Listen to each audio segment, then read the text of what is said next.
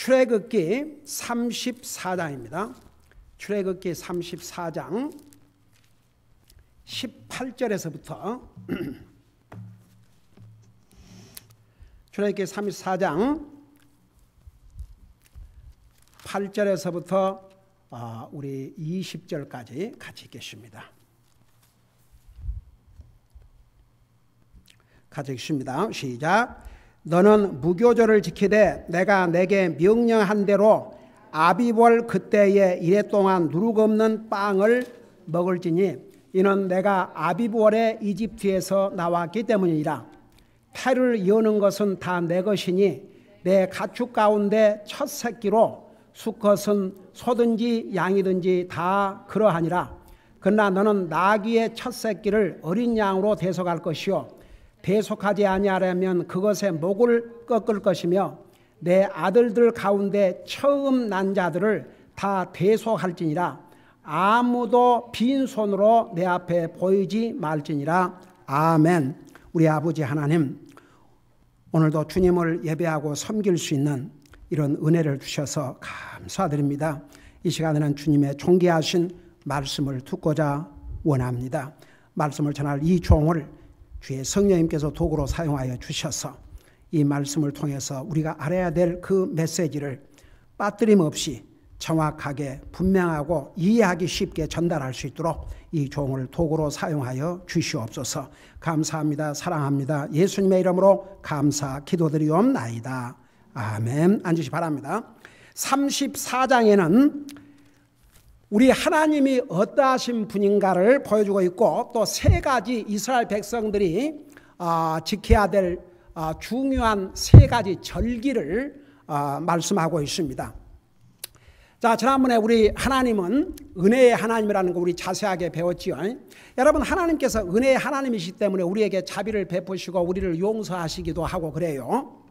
그 다음에 두 번째, 우리 하나님은 어떤 하나님이라고 배웠습니까?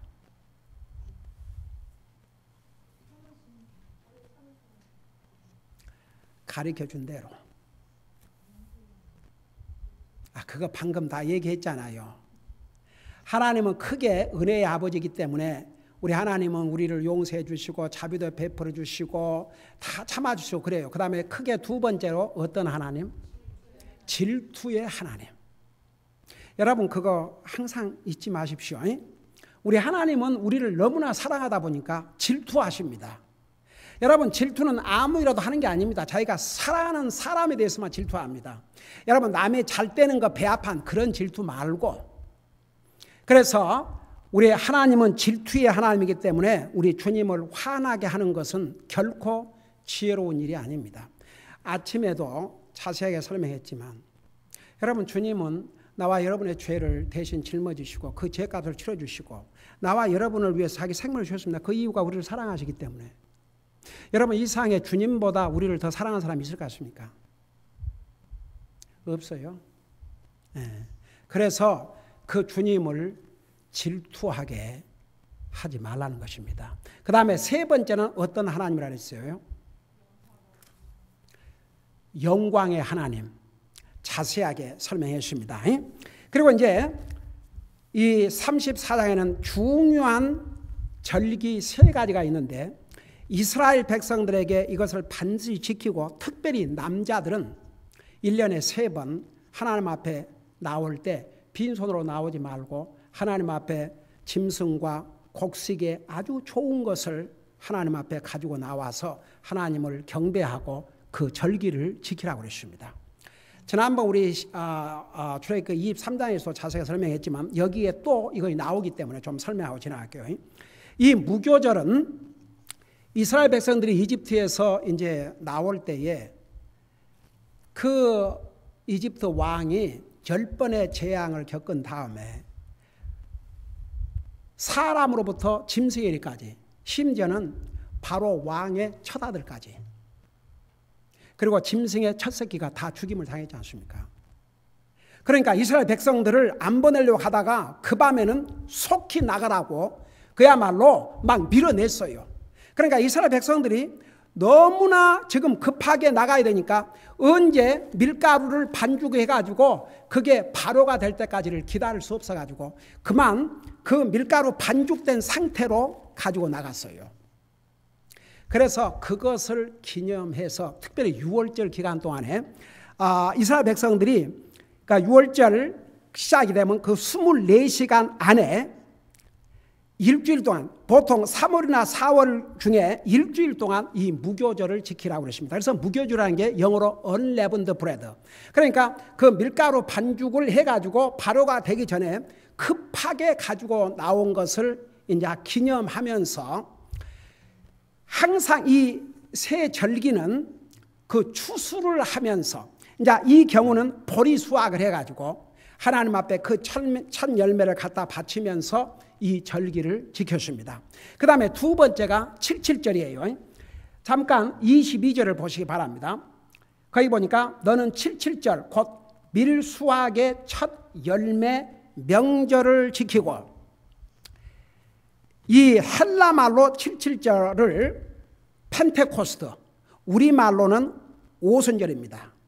그래서 이스라엘 백성들이 지키는 절기로서 히브리 달력으로는 시반이라는 달의 6번째 날, 그러니까 우리 달력으로는 5월 15일부터 6월 14일까지 이 행사를 했어요.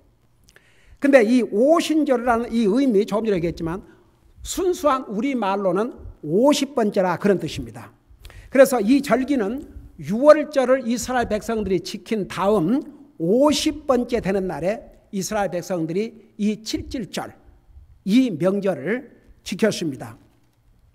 그래서 이 칠칠절 절기를 오순절이라고 하는데 여러분 우리 사도행전에 보면 성령님께서 초대교회에 임하셨기 때문에 이날을 성령 강림절이라고 하는데 예수님이 부활하신 지 열흘 후에 성령님께서 임하셨어요. 그게 사도행전에 기록이 되어 있습니다. 여러분 예수님께서 나와 여러분의 구원을 위해서 자기 생명을 주시고 부활하신 다음에 제자들에게 약속을 했습니다. 그 약속이 뭐였습니까? 내가 가면 보혜사 성령, 이 보혜사란 말이 영어로는 comforter, 우리말로는 위로자. 그래서 위로의 하나님이신 성령님을 보내시겠다고 그랬습니다. 그리고 사도행전 1장에 보면 예수님의 제자들에게 예수님의 제자들이 예수님이 이제 십자가에 돌아가시게 되니까 다 무서워서 벌벌 떨고 도망갔지 않습니까? 그런데 예수님이 사실 돌아가시기 전에 분명히 제자들에게 내가 예루살렘에 가서 붙잡혀서 죽은 다음에 3일 후에 부활할 것이라는 것까지 정확하게 알려주셨습니다. 그냥 예수님께서 내가 죽지만 다시 살아난다 그렇게 얘기 안 하셨어요. 3일째 된 날에 반드시 살아난다. 그래서 너희들보다 더 갈릴리로 먼저 가겠다. 미리 다 알려주셨어요. 예수님의 그 말씀을 이 제자들이 귀담아 들었다면 어떻게 그럴 수가 있었을까 싶은 생각이 안 듭니까? 근데 참 기가 막힌 건요. 아무도 그 말씀에 대해서 예수님이 부활하신다는 말씀에 대해서는 별로 신경을 안 쓴 것 같아요. 여러분 하나님 말씀을 듣는 자세에 대해서 지난번에 자세하게 설명했죠. 전도서 5장 1절에 너희가 하나님의 집에 들어갈 때 내 발을 조심하여 듣는 것에 주의를 기울이라. 이것은 어리석은 자들이 드리는 세크리파이 희생물보다 듣는 것이 더 중요하다면서 그런 자들은 말씀에 귀를 기울이지 않는 자들은 그것이 악한 것인 줄도 생각하지 아니한다고 그랬죠. 이 하나님의 말씀을 듣는 자세 이게 보세요. 사람이 하나님의 말씀을 듣고 그 마음에 감동이 되면 자기를 바꾸지만 하나님의 말씀을 듣지 아니하면 여기에 타치가 안 되고 여기 타치가 안 되면 아무리 하나님의 말씀 들어도 자기 삶 안 바꿉니다. 여러분 그리스도는 바꿔 나가야 됩니다. 여러분의 약점 아세요, 모르세요?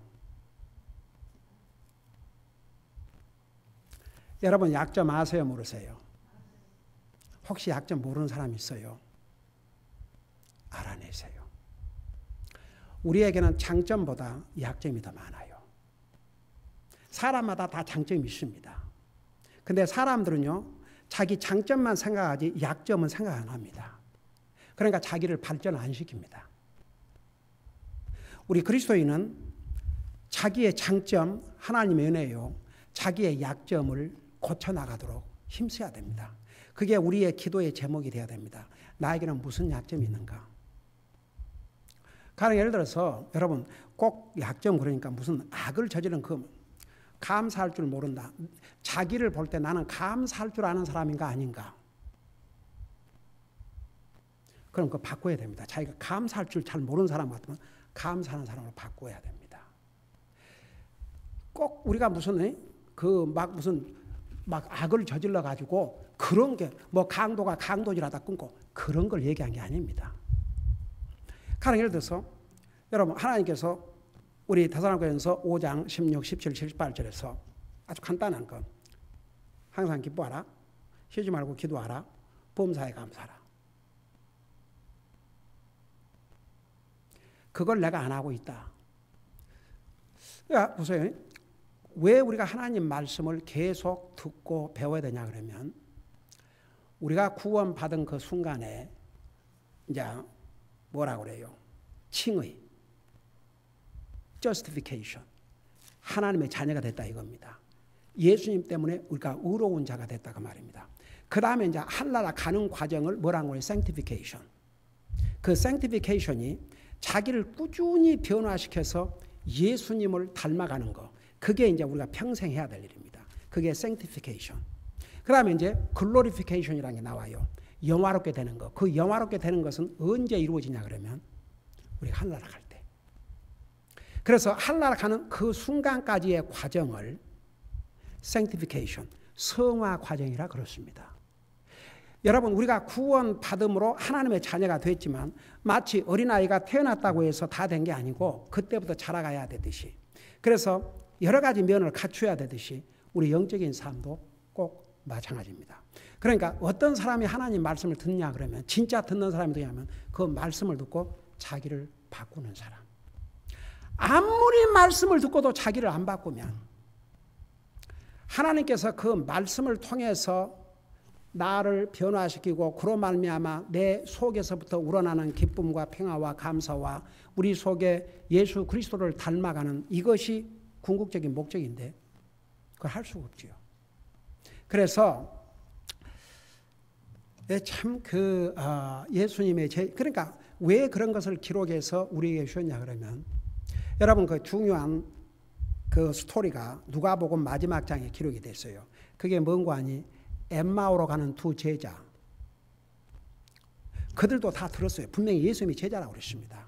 예수님께서 3년 동안을 가리키시고 예수님이 예루살렘에 가서 돌아가신다는 얘기를 들었고 예수님이 부활한다는 얘기를 분명히 하시는데 불구하고 이 엠마오로 가는 두 제자가 지금 예수님이 자기와 함께 걷는데도 못 알아봤습니다. 여러분 우리가 영적으로 깨어있지 않으면요 영적인 눈이 어두워져 갖고 우리가 봐야 될 것을 보지를 못하고 들어야 될 것을 듣지 못하고 알아야 될 걸 알지를 못해요.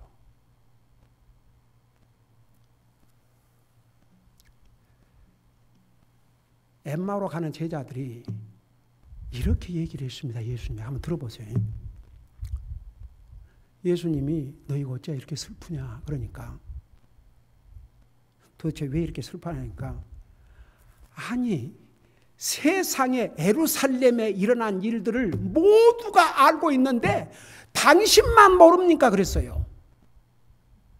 도대체 당신은 어디에서 온 사람이기에 예루살렘이 다 알고 있는 얘기를 당신만 물어보냐 그랬어요. 그걸 쉽게 얘기하면 이겁니다.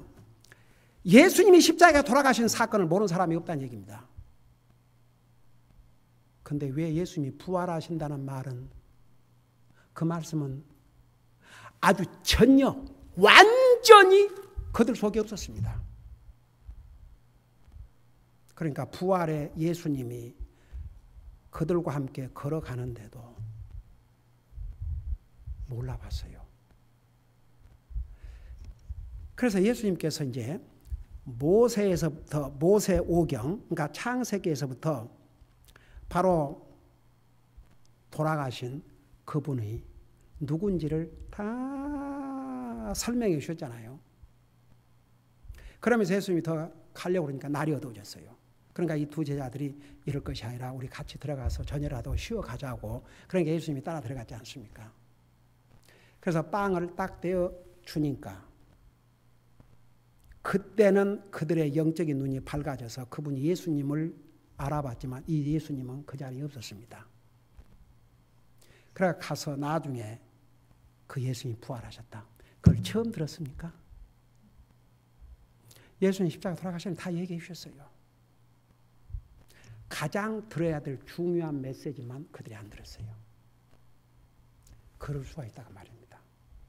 그래서 항상 하나님 말씀을 처음부터 끝까지 정신을 차리고 주님 이 말씀을 통해서 나에게 무슨 메시지를 주시고 이 말씀을 통해서 내가 어떻게 되기를 원합니까? 항상 그런 자세로 드려야 됩니다. 그래갖고 말씀을 들을 때마다 자기를 바꿔 나가야 됩니다. 그게 하나님 말씀을 듣는 올바른 자세입니다. 여러분, 예수님께서 부활 후 40일 동안 계시다가 하늘나라 가셨어요. 예수님께서 반드시 약속을 하셨습니다. 내가 성령님을 보내주시겠다고. 그러면서 심지어 제자들에게도 성령님이 너희에게 임할 때까지는 예루살렘을 떠나지 마라. 왜 그랬을까요? 지금 이제 예수님의 제자들은 이제 부활의 주님을 만난 다음에는 완전히 달라졌습니다. 신이 났습니다. 무엇이든지 할 것 같았습니다. 그렇지만 예수님은 그들의 약점을 다 알고 있었습니다. 그러니까 기다려라. 성령님이 너에게 임하시면 그때에서는 나가서 담대하게 예루살렘과 온 유대와 사마리아와 땅까지 이르러 내 증인이 되라. 그래서 그들은 충실하게 그 증인의 삶을 살았습니다. 그래서 나와 여러분까지도 복음을 들었죠. 그러니까 보세요. 이스라엘 백성들에게 이 77절 무교절을 지키라고 그랬고 77절 지키라고 그랬고 이것은 수고의 첫 열매를 주님 앞에 드리도록 그걸 기념하고 또 드리도록 7절 지키라고 했습니다. 그 다음에 마지막으로 우리 또 세 번째 명절이 있는데 22절을 보시기 바랍니다. 너는 77절 곧 밀수확의 첫 열매 명절을 지키고 한 해가 끝날 때에 수장절을 지킬지니라. 이 수장절은 장막절, the feast of tabernacle, 장막절이라고도 해요. 매해 7번째 달 15일에 지키는 유대인들이 이제 지키는 명절인데 이 명절은 농사와 관계가 있습니다. 그래서 추수를 이제 가을 추수죠. 가을 추수를 마치는 그 무렵에 지키면서 이제 주님 앞에 나가서 예배하고 헌물을 드리고 열매를 가장 곡식 중에서 좋은 열매를 하나님 앞에 드렸습니다. 자, 그러면 왜 특별히 이 세 명절을 드리고 왜 남자들마다 다 가서 그때 예배를 드리고 헌물을 드리고 이 명절을 지키라고 했는가? 두 가지 목적이 있었습니다. 첫째는 그게 그러니까 보세요. 이게 그러면 이스라엘 사람들이 지키는 명절이니까 우리와는 상관이 없구나. 다 우리와 상관이 있어요. 우리와 상관이 없다면 이렇게 기록할 필요가 없습니다. 여러분 구약 성경에 기록한 모든 것은 뭐라고 그랬어요? 그림자라고 그러죠. 그림자. 그리고 신약 성경에 이제 결국은 구약 성경의 모든 것은 그림자인데 그 그림자가 누구를 보여주고 있다고 그랬어요? 예수님을 보여주고 있다고 그랬습니다. 그 다음에 구약 성경은 많은 것을 통해서 우리에게 교훈을 주고 있습니다. 그래서 전부 우리와 상관이 있습니다. 여러분 진희 자매가 처음에 우리 교회 와가지고 이 출애굽기 성막에 대해서 공부하면서 자기는 한 번도 그런 내용을 그러니까 들은 적도 없고 그게 자기와 무슨 관계가 있는가 싶어서 성경 읽어도 그 부분은 아예 안 읽고 지나갔다고 그러더라고요. 근데 이런 큰 의미가 있다는 거 자기가 처음으로 깨달았다고 얼마나 기뻐하는지. 그러니까 다 상관이 있어요. 그러면 이스라엘 백성들에게는 특별히 어떤 것을 늘 리마인드 시키기 위해서 이 명절을 지키려 했느냐. 두 가지. 잘 들어보세요. 첫째는 너희가 430년 동안 이집트에서 종살이를 하다가 해방받은 것을 기뻐하고 감사하는 것. 그 다음에 두 번째, 여러분 이제 이스라엘 백성들이 하나님이 약속한 이제 가나안 땅에 가면은 하나님께서 그들에게 풍성하게 공급해 주실 것을 약속을 하셨습니다. 여러분 이스라엘 백성들이 얼마나 풍성하게 누리고 살았습니까? 나중에 너무나 풍성하게 살다 보니까 도리어 이스라엘 백성들이 하나님 앞에 감사할 줄 몰랐습니다. 여러분 잠깐 신명기를 펴보세요.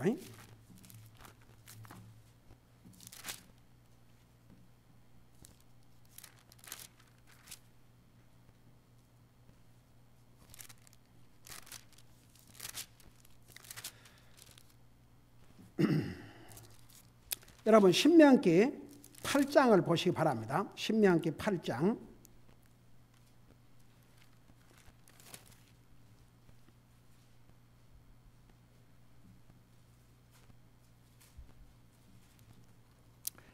거기 오면 찾았어요. 1절부터 내가 읽고 설명할게요. 너희는 내가 이날 내게 명령하는 모든 명령을 지켜 행하라. 그리하면 너희가 살고 번성하며 주께서 너희 조상들에게 맹시하신 땅에 들어가 그것을 소유하리라. 너는 주 내 하나님께서 이 40년 동안 광야에서 너를 인도하신 그 모든 길을 기억할지니 이것은 그분께서 너를 낮추시며 너를 시험하사 내 마음속에 무엇이 있는지 또 내가 그분의 명령을 지키려 하는지 그렇지 아니한지 알고자 함이라. 3절에 그분께서 너를 낮추시며 줄이게 하시고 또 너도 알지 못하며 내 조상들도 알지 못하던 만나를 내게 먹이신 것은 사람이 빵으로만 살지 아니하고 주의 입에서 나오는 모든 말씀으로 사는 줄을 내가 알게 하려 하심이라. 이 40년 동안 내 옷이 헤어지지 아니하였고 내 발이 붓지 아니하였느니라.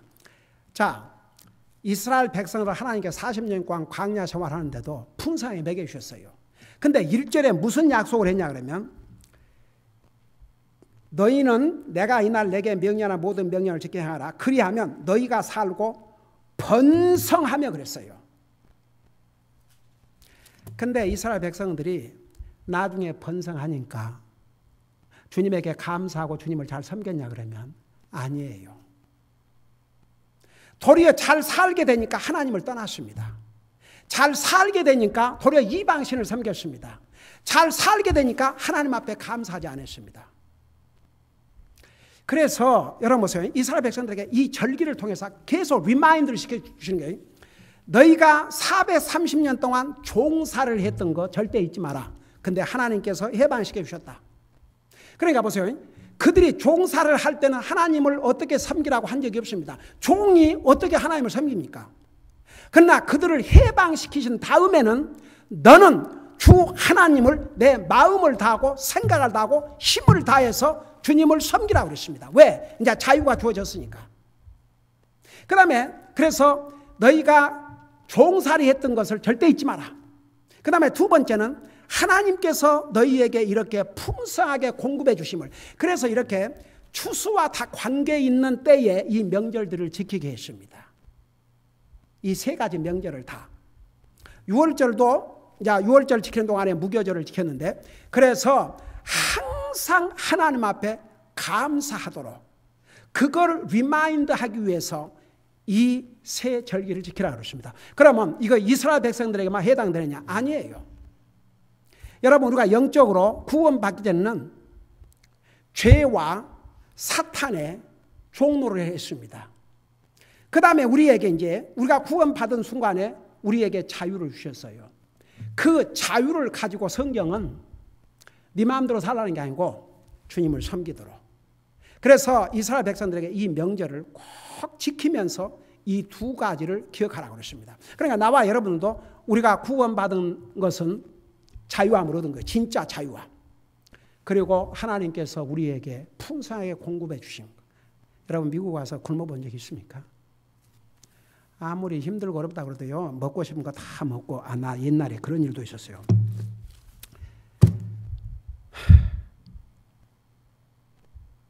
목사한테 돈을 빌려달라고.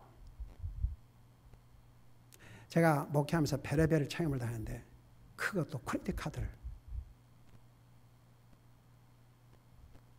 근데 어느 식당에 그때 그 식당에 자주 가지 않는데 하여간 누구 손님하고 하여튼 식당을 가게 됐는데 거기 와서 온 가족이 밥을 먹고 있더라고요. 그래 식당 가서 밥 먹을 수 있죠.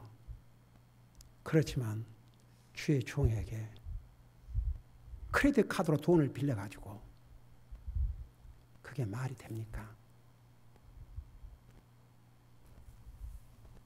참 제가 목회를 하면서 별의별 경험을 다 했지만 여러분 정말 우리는 구원받은 하나님의 자녀로서 항상 감사하고 또 감사하고 나를 구원하신 주님, 나를 사탄과 죄의 권세 아래서 해방시켜 주신 주님, 그 주님 은혜에 감사하고 우리가 정말 먹든지 마든지 무엇을 하든지 하나님의 영광 위에 살아오고 그러는데 여러분 그 말씀 우리가 행하고 살아야 되지 않습니까? 어떻게 행할 건데요? 감사할 때. 여러분 우리는 매사에서 학생이 공부하면서도 하나님 자기 이렇게 공부할 수 있게 해주셔서 감사합니다.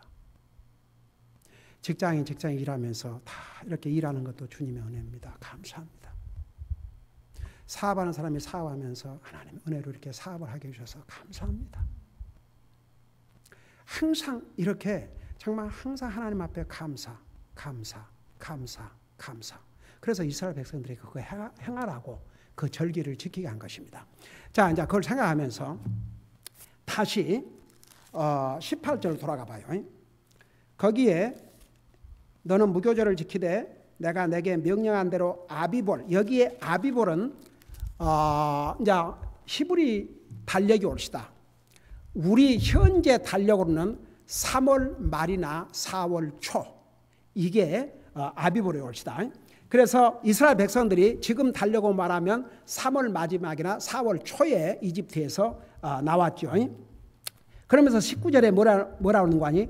태를 여는 것은 다 내 것이니 내 가축 가운데 첫 새끼로 수컷은 소든지 양이든지 다 그러하니라. 자, 왜 하나님께서 하다못해 사람을 포함해서 짐승이든지 사람이든지 첫 새끼를 내 것이라고 왜 그랬어요? 우리가 가진 모든 것 다 주님의 것인데 특별히 우리 하나님께서 강조를 하셨습니다. 짐승이든 사람이든 첫 새끼는 내 것이라고 그랬는데 무엇과 연관이 있어요?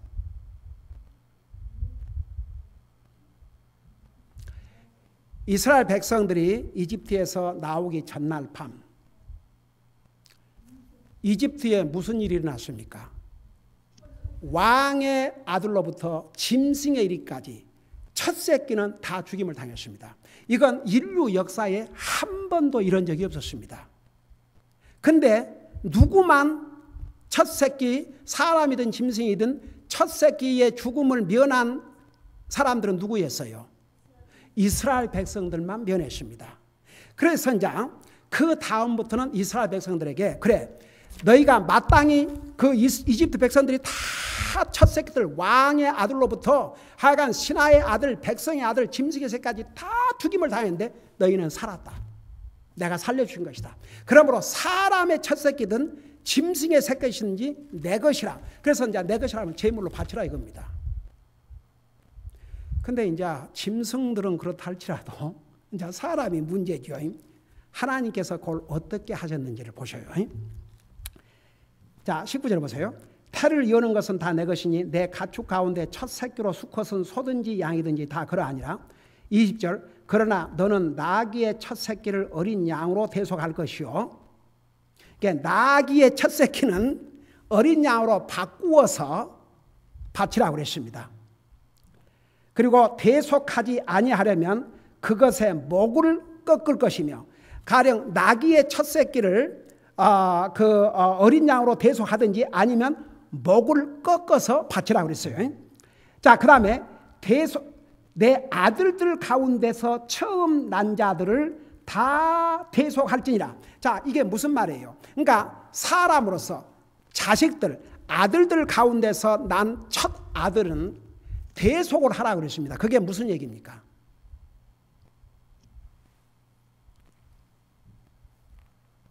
그게 무슨 얘기입니까? 대속이란 말이 무슨 뜻이에요?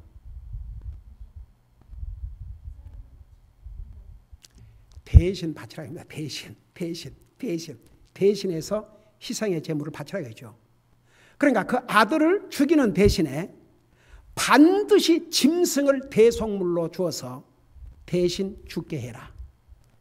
자, 무엇이 보입니까? 그 사건에서 무엇이 보여요? 우리 예수님이 나와 여러분의 죄를 위해서 돌아가심을 무슨 제물이라고 그래요? 대속의 제물, 속죄의 제물. 그래서 이런 사건들은 다 앞으로 일어날 미래의 사건들, 예수님과 연관을 시켜가지고 우리에게 미리 보여주는 그림자올시다. 그러니까 사람이 태어나서 그 사람을 이제 죽여서 제물로 바쳐야 되지 않습니까? 보세요. 아브라함에게 이삭을 내게 바치라 그럴 때는 그런 의미였습니다. 이삭을 아예 죽여서 제물로 바치라는 거였죠. 근데 하나님께서 결국은 어떻게 했습니까? 이삭을 죽게 놔두셨어요? 아니면 다른 짐승으로 대체를 시켜주셨어요? 다른 짐승으로 대체시켜 주셨어요. 와, 어메이징이죠. 그러니까 이제 아들이 사람이 태어나면 그 첫 새끼를 하나님 앞에 희생물로 드려야 되는데 그 아들을 살리기 위해서 짐승을 가지고 대속하라. 대신 속죄 제물로 바치겠습니다.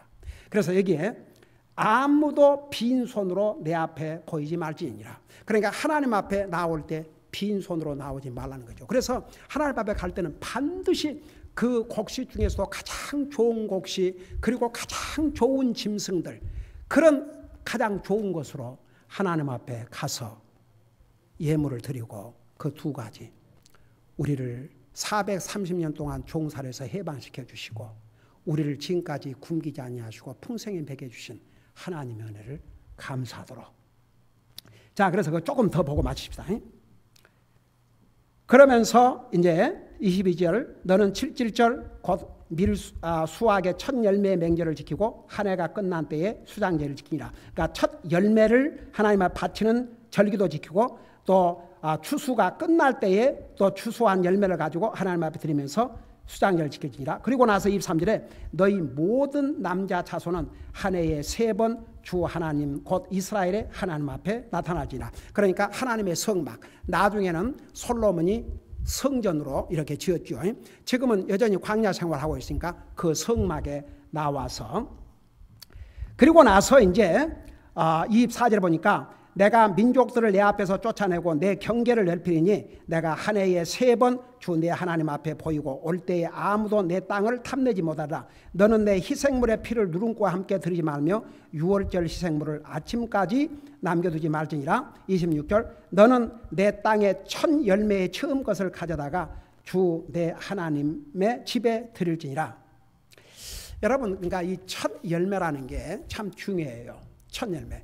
잠언 3장 9절에 보면 내 소산의 첫 열매로 하나님을 공경하라. 하나님을 공경하라. 영어로 with thy substance. 그 substance가 지금으로 말하면 돈입니다. 돈, 물질로.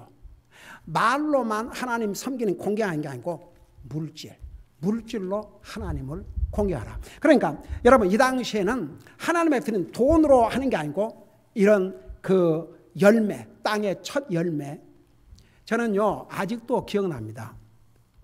제가 어렸을 때 교회에 혹시 그런 거 들어봤어요? 성미라는 거, 성미? 그건 뭐 여러분이나 나나 시대가 비슷하네 그러면. 뭐 큰 차이 안 나구만. 여러분 옛날 시골에서 그 성미라는 게 쌀을 갖다가 이제 바치는데 그게 성미, 거룩한 쌀이라 이거지요. 쉽게 말하면 구별된 쌀.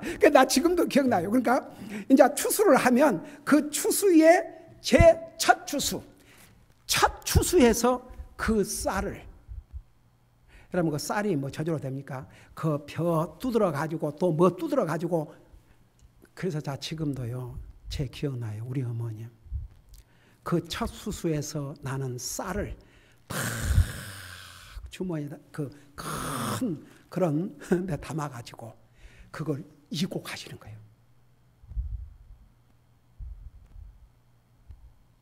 그러니까 여러분 보세요. 주님 앞에 절대 빈손으로 나오지 말라고 그랬고, 주님 앞에는 항상 좋은 거. 여러분 제가 어렸을 때 그 어머니가 헌금을 주시면서 참 나는 그게 어떻게 그렇게 할 수가 싶어요. 항상 새 돈으로 구겨지고 그냥 막 그런 돈을 어떻게 구해가지고 그래갖고 항상 새 돈을 주셨어요. 그래서 다 하나님 앞에 헌금하도록. 그러니까 그게 얼마나 블레싱이 됐다는 거 참 얼마나 하나님 앞에 감사한지 몰라요. 그런 믿음의 어머니 하나님 앞에 드리고 바치고 그런 것을 그렇게 훈련. 그래서 저희 가족은 진짜 하나님 앞에 드리는 게 즐거움입니다. 하나도 어려움이 아니에요. 즐거움. 더 드리고 싶지요. 그런 마음 자체를 주셨다는 게 얼마나 하나님 앞에 감사한지 몰라요. 하나님께서 즐겨내는 자를 사랑하신다고 그랬거든요. 하나님 사랑하시죠. 모든 사람 사랑하지만 기쁨으로 드리는 자를 사랑한다. 그래서 이스라엘 백성들에게 여러분 이게 관계라는 것은요. 이 기빙이 있어야 돼요. 하나님 앞에도 다른 건 다 하는데 하나님 앞에 드릴 줄 모르면 이 사람은 하나님과의 진짜 관계를 제대로 하고 있는 게 아니에요. 제대로 된 관계를 유지하려면 항상 기빙이 있어야 돼요. 사람과의 관계도 뭔가 기빙이 있어야죠. 그게 전혀 없다고 생각해 봐요. 예. 여러분 우리가 다 받기는 좋아하죠. 근데 주는 것을 더 좋아한다 그러면 그건 더 큰 복이죠. 예. 주는 것을 더 기뻐한다면, 나누는 것을 더 기뻐하고 주는 것을 더 기뻐하고, 예. 우리가 항상 줄 수 있는 그 상황이 있다는 게 얼마나 큰 복입니까? 그러니까 뭐 이건 제 말이 아니고 우리 주님께서 주는 자가 받는 자보다 복되다. 그러니까 이스라엘 백성은 그런 훈련을 시켰어요. 이렇게 지금 가나안 땅 들어가기 전에 이런 훈련을 시켰습니다. 이렇게 해서 하나님 앞에 감사해라. 이렇게 해서 하나님 앞에 드리라. 이렇게 해서 하나님 앞에 주 내 하나님 앞에 갈 때 빈손으로 가지 마라. 그런 다 훈련을 했어요. 다 그런 훈련을 했는데 나중에 이 하나님의 말씀을 떠나고 하나님의 말씀을 떠난 이스라엘 백성들의 이 엄청난 타락한 모습을 여러분 눈으로 보고 맞으십시다. 말라기 4장을 펴봐요. 말라기 1장. 말라기 1장. 그러니까 이스라엘 백성들이 그 대가를 혹독하게 치렀습니다. 우리 구약 성경 제일 마지막 말라기 1장을 펴보세요.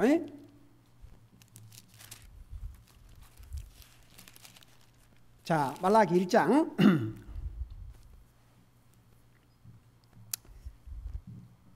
7절부터 보십시다. 1장 7절 보세요. 여러분 보시면서 들으세요.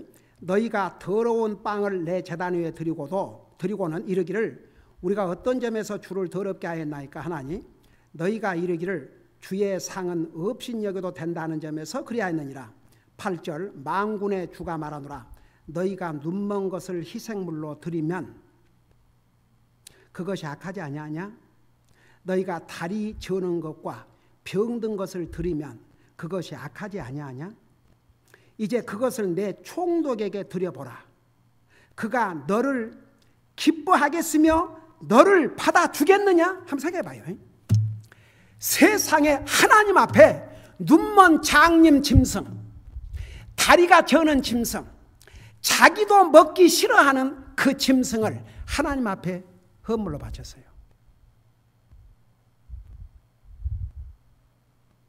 지금 하나님이 하신 말씀입니다. 이걸 너희 나라를 다스리는 총독에게 그런 눈먼 짐승, 다리가 전 짐승을 갖다 바쳐봐라. 그가 기뻐하겠느냐? 여러분 보세요. 이 하나님의 지금 우리 출애굽기에서 하나님께서 이스라엘 백성들에게 분명히 그렇게 경고해 주고 알려주셨습니다. 그 안 하고 마지막에는 이 모양이 됐습니다. 결국 이스라엘 백성들은 나라를 잃고 몇천 년 동안 종살을 해야 됐습니다. 우리 시대에 이스라엘이 통일된 지가 제가 1949년에 태어났는데 생각해봐요. 1948년에 이스라엘 독립이 됐어요. 내가 태어나기 1년 전에. 그래서 금년이 이스라엘이 독립된 지 70주년 맞이했어요. 와, 한번 생각해 봐요. 그러니까 한번 생각해 보세요.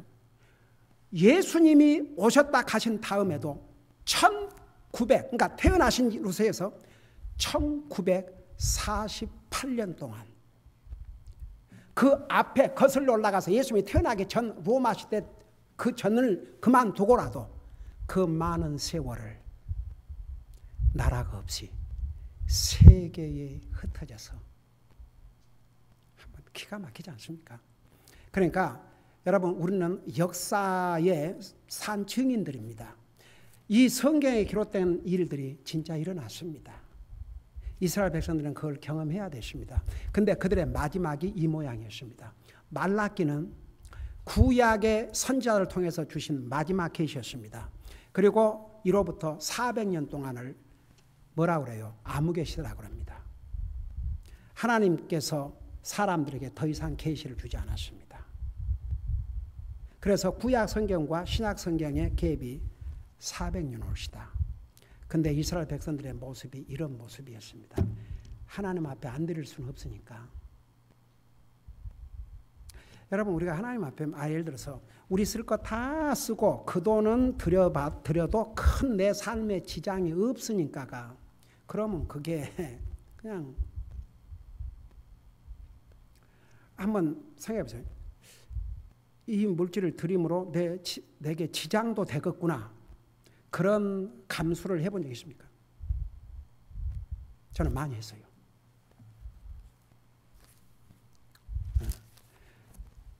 그러니까 보세요. 이게 그 눈먼 자, 이게 아주 무성의하게.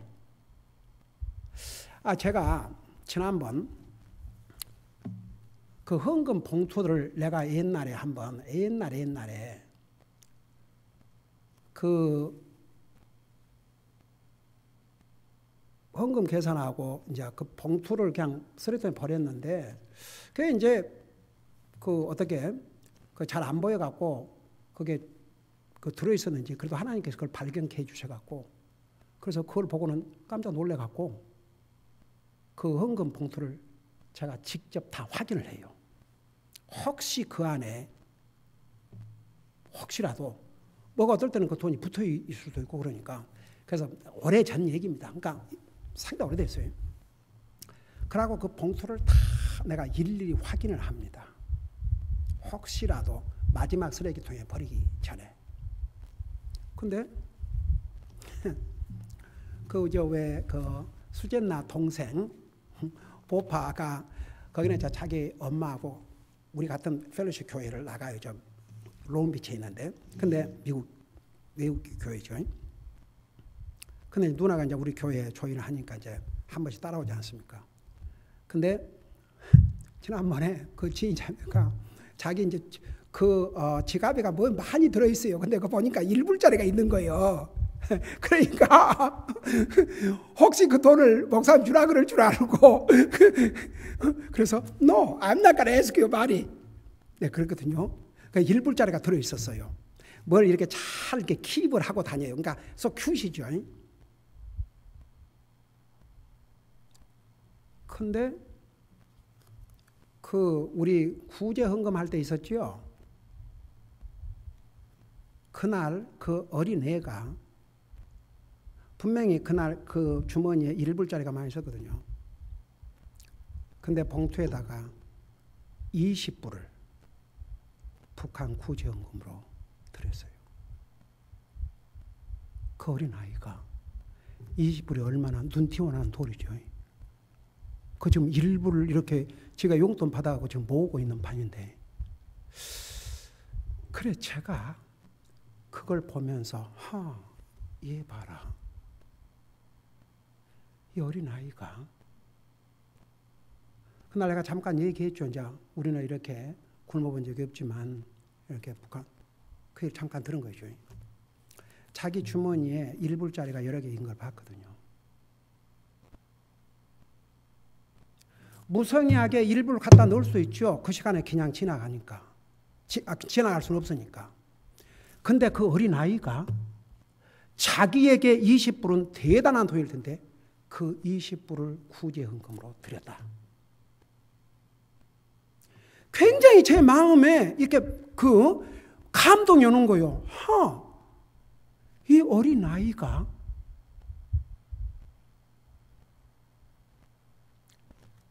이게 이제 참 중요한 게, 우리가 하나님 앞에 정성, 하나님 다 보고 계셔요.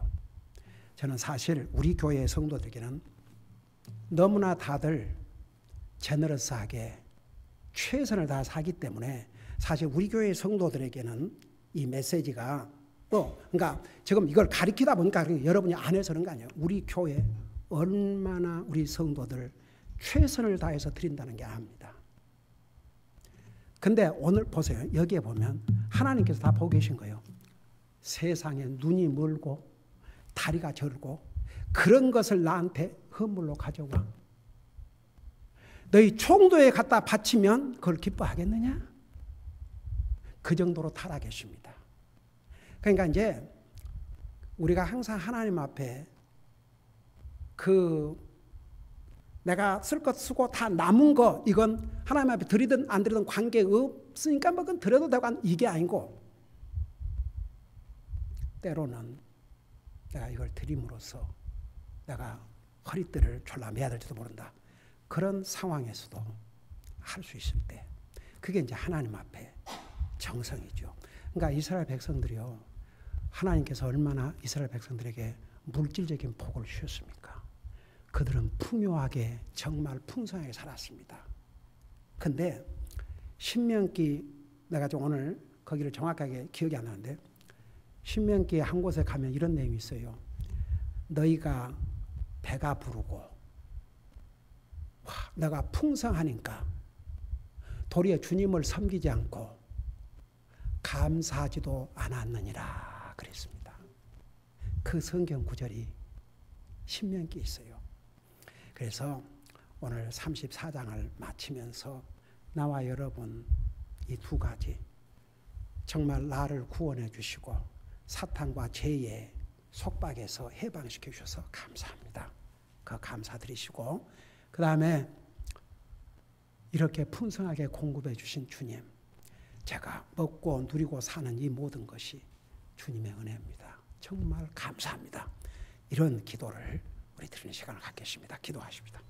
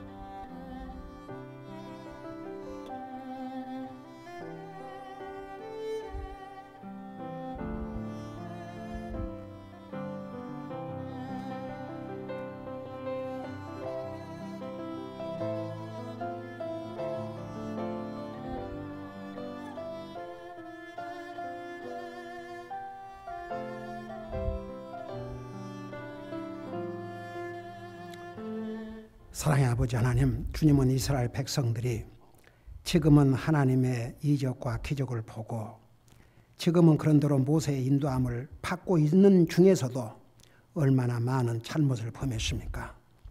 그들이 가나안 땅에 가면 어떤 모습으로 변할 것을 주님은 미리 아셨기 때문에 이렇게 가리키고 경고하고 내가 가나안 땅에 들어가면 세 가지 절기를 분명하게 지킴으로 이집트에서 430년 동안 종살이를 했는데 그 종살이부터 해방시키신 그 주님을 항상 기억하고 그들에게 풍성히 공급해 준 주님 은혜에 감사하고 살 것을 이렇게 미리 가르쳐 주었음에도 불구하고 이스라엘 백성들은 그렇게 하지 못했습니다. 결국은 어떤 대가를 치렀습니까? 오늘 이 말씀을 통해서 우리에게 주신 교훈을 우리 마음속에 기억하고 우리를 구원해 주신 주님의 은혜에 항상 감사하고 우리가 누리고 있는 모든 거 다 주님의 은혜라는 거 잊지 말고 항상 주님의 은혜에 감사하고 더욱 주님을 위해서 충성을 다할 수 있도록 도와주시옵소서. 감사합니다. 사랑합니다. 예수님의 이름으로 감사 기도드리옵나이다. 아멘.